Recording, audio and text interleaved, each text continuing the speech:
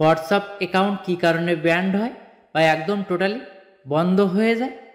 আর নিচে এইখানে registry new number বা রিকোয়েস্ট অপশান আসে।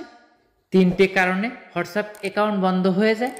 ফার্স্ট হলো আপনি একই মেসেজ কপি করে আপনার বিভিন্ন ফ্রেন্ডকে শেয়ার করলেন, একই সময় যদি আপনি একবারে একই মেসেজ শেয়ার করেন, সেই কারণে আপনার হোয়াটসঅ্যাপ অ্যাকাউন্টটি বন্ধ হয়ে যেতে পারে। দ্বিতীয় উপায়টা, আপনার হোয়াটসঅ্যাপ অ্যাকাউন্টে 24 ঘন্টার ভিতরে বা 1 ঘন্টার ভিতরে যদি একই সাথে 20 থেকে 25 জন লোক আপনাকে ব্লক করে, সেক্ষেত্রে আপনার হোয়াটসঅ্যাপ অ্যাকাউন্টটি ব্যান্ড বা বন্ধ হয়ে যাবে।